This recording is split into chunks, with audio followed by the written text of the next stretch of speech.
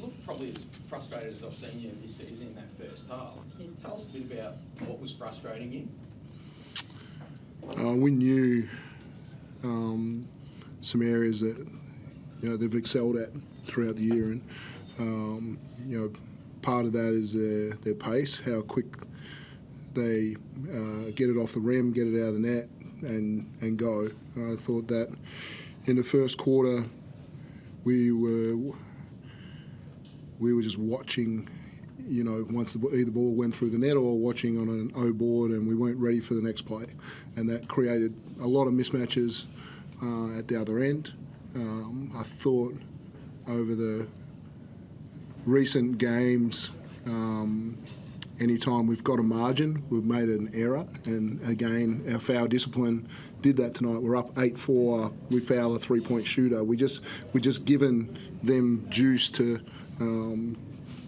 keep coming back. Where we've just got to show greater discipline. So, and then obviously as the game wore along, to say they're just smashing the O boards and just driving us under, and there's a physicality to say, if you can't do that, you're not going to be ready for playoff basketball. You're not going to make the playoffs if you're not ready to stand up to that physicality. And they just dominated in that. I haven't seen for us, smashed by 25 on the boards, give up 25 O boards. You can't even get close to winning a game. I think we're probably fortunate enough for it to be a 13-point margin. It probably felt like a 30-point margin for me. So, that's a part of my frustration in this game. It's not often that you see Melbourne United get physically dominated like you did tonight, especially on your home floor. Is it a frustration for you that you have a development player, Tom Cobbin, you send him out there, he leads you in rebounding 9 boards, you have another development, a young roster player who doesn't play a ton of minutes that you lean on, he comes out and gets you 10 points and gives you a spark. How frustrating is that for you when these guys have played 10, 11 minutes and look like the best players on the floor tonight for you? Yeah, I thought some of our leaders stopped tonight in different moments, got caught on a screen, worried about a foul, got beaten in a rebound, and we were looking for excuses tonight, and it's like just toughen up. And TK and came in and just played with a crazy amount of energy, and missed a couple of little bunnies around the rim. He could have been a lot better if he finished some plays as well. But just the desire and want to energy that he played with, I'm hoping that our starters saw that and say, God, if he's going to do that as a young kid, like I've got to do that as well. Talk about during the week about focusing on getting that defensive identity back. How much or how hard or how much of a difference does it make when you lose Marcus Lee in the shoot-around and have to make that adjustment? And I know Robbie Lowe started well, but he doesn't necessarily bring the defensive presence to what Marcus does. How hard is it to make that adjustment and go, okay, we've got to kind of change the plan? Yeah, look, Froles and Harvey were at a really high level tonight in the way he finished in the paint, and there's some ones that we say that's acceptable, some of the fadeaways that he made, but the O boards aren't, and the ones he finishes at the rim aren't acceptable. We've done a reasonable job on halves in recent games, but tonight he looked a step quicker than us, and I thought some of our older guys were just a beat off and just a little step slow tonight, and certainly we got punished for it. So about identity, it's not even close to the identity when you give up 25 O boards and we can't quite get our match up in D-Trans. So they're two effort areas and communication areas that if you don't get those parts right, we're not even worried about talking about on-ball defence or post-defence right now. How worried are you about losing the Bullets last week? You do this against Illawarra this week. How worrying is that for you as a coach? I think there's always a patch in the season where you it's not acceptable, and we knew over the 5-game win streak that we could see some little things tapering off. Did we have enough real quality practices to try and pick it back up. And often, sometimes, to me, there's always a 2-week lag time when you really identify a problem. It takes another 2 weeks to really get it back into action. You want to try and solve problems quickly, but it takes more reps than that. And so, obviously, people being out, how many games can we win when we've got people out? And it's been a real positive quality of our season so far, but these last 2 games haven't been. Does this change what you do now? Coming off those 2 losses, do you do something different to make up for what's going on, or do you make changes in practice and things that you do on the practice court? Yeah, obviously we've got to get through Sunday. We've got a real quality game and quality matchup, and we'll respond. With the physicality areas that we can't do that again. We can't see a 25-0 board game, and so the commitment to that is going to be massive. And I can handle losing a basketball game the right way, but we didn't lose the right way today, and they really wanted it. There was an edge about them that was way different to what we had. What was the tone of your message to the players just then?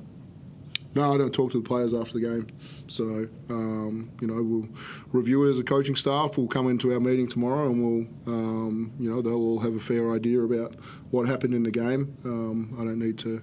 They need to go talk to the fans, and they need to go do the things that they need to do after the game. So we'll get at it tomorrow, and obviously we've got to fix these problems before we even move on to the South East Scout. So even though there's a shorter turnaround, there's still going to be a big dissection then of tonight's game, rather than just tossing it aside. Oh, for sure. You don't toss physicality and effort, aside.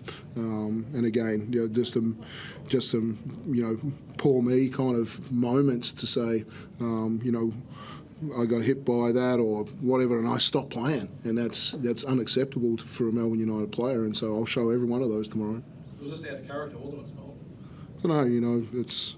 I hope our character's better than that. I hope we're more consistent and have a great play with greater physicality than that. But they're a really good team, and we knew we'd learn some things about ourselves tonight. And we learned a fair bit that we're not up to the level of the best team in the league.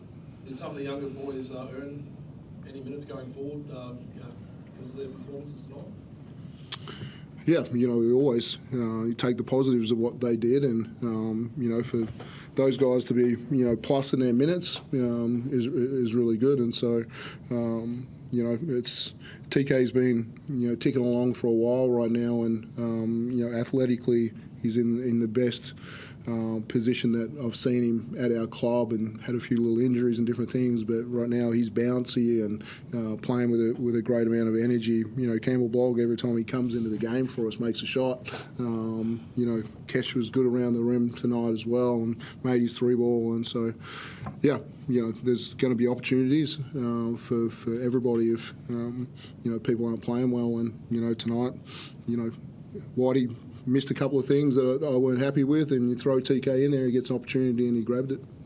And Akech, obviously important, to important minutes for you, wasn't it, tonight?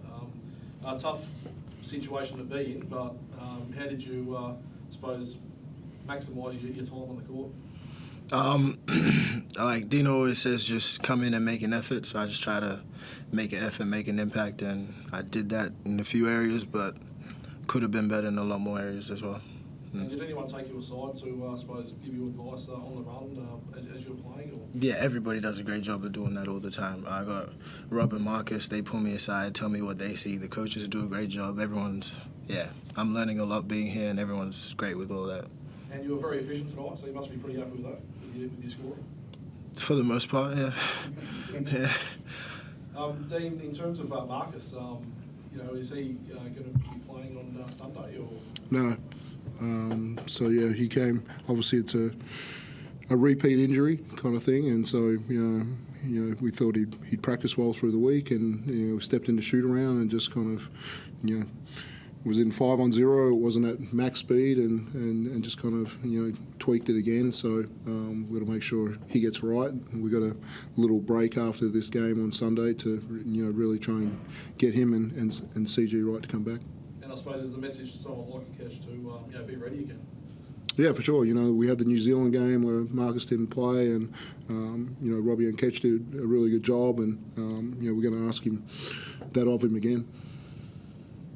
Akech, you've become a bit of a cult figure among the United fans, and I saw they're all arguing about your nickname. Have you heard any of those nicknames running around? The Aliir Jet? Yeah, I heard it. Have you got a favourite one? Yeah, my name, no nicknames. Right, yeah. I'm happy with the catch. Jimmy Buckets. Someone was calling the battery, the double A. That's the worst one. That's the worst one. Aliir Jet's probably better than double A. Like the Aliir Jet. Yeah. Yeah, it's not bad. You spoke about winning games without people, obviously missing Marcus tonight, but also you're probably referring to Chris. How much are you missing his leadership and what he does on the club? Yeah, I think he's been great on the bench.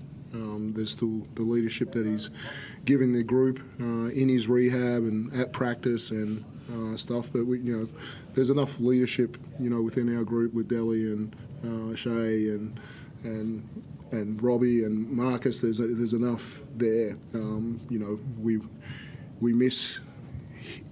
He's as much as people don't look at him as a great defender, he's a really good positional defender, and he does a good job of just being in the right spot there. And I think we've just had some breakdowns that he helps fix at that end, and then there was some advantage creation at the offensive end that was at times it's like, oh, we need some more. We need something to play off a little bit more, and we got stuck in maybe some post ups and dribbling the ball too much, and just some off ball action where him and IC can fly around together and create advantages for us. So I think that opens up easy baskets for other people. So we missed that with him.